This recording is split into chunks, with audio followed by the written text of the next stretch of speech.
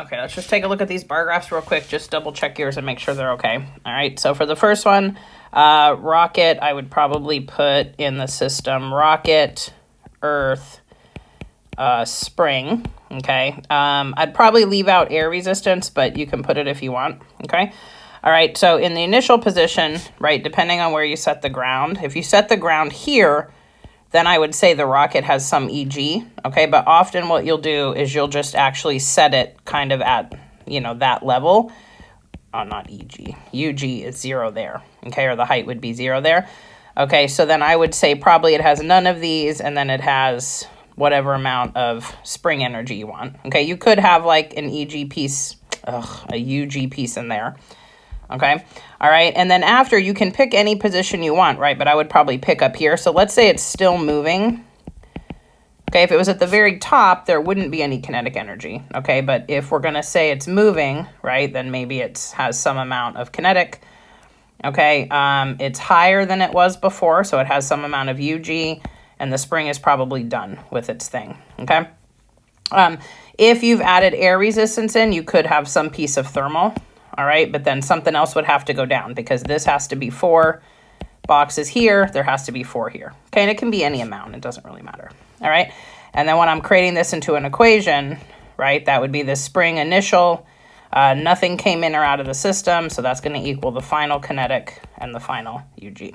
Okay. All right, this one, a block slides down a ramp. Okay, so I'd probably just make the bottom, right, the UG equals 0 level. So I'll go ahead and put block, ramp.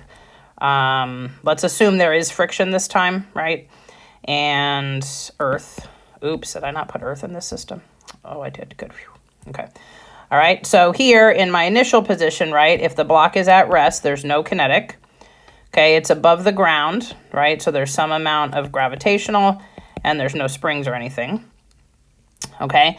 And let's say near the bottom, let's assume that like maybe it didn't get all the way to the bottom, okay, just to kind of make the analysis more interesting.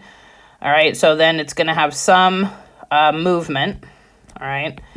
It's going to have some height still because it's still slightly above the ground. No springs are involved, all right. And if there is friction, you're going to have to include something over here, all right. So in that case, probably what would have happened was it would have actually just made the block slower, right, because the height's not going to change. That's kind of set.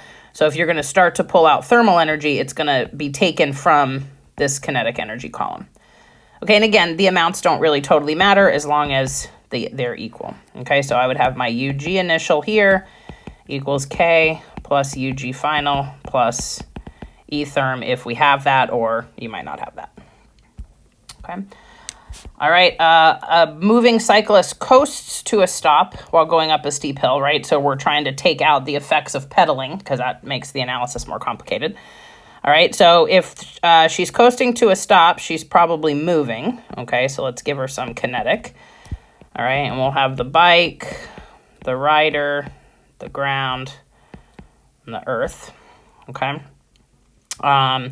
And so she's probably moving, and eventually she's going to slow down. She slows down to a stop, so she's not going to have any kinetic at the end.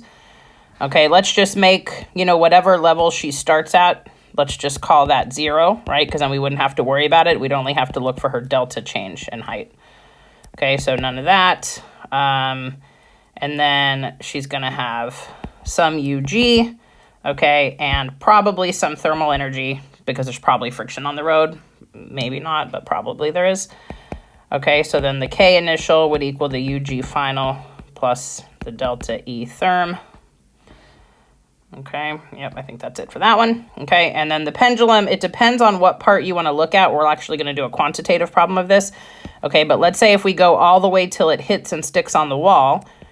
Okay, so we'd have the pendulum, the earth, and I suppose the wall is going to be involved. And I guess that's it. Don't worry about the air resistance. I don't think that's going to matter. Okay, so if it's released from rest, that means there's no kinetic. Okay, now the easiest thing to do, right, is to make this level here your 0 level, right? So that when it ends, it's on the ground, so it doesn't have anything, versus, say, down here, then you'd have to know more information, okay? Right, and then you may have to use a little trig here when we start doing quantitative, but we'll do that. Okay.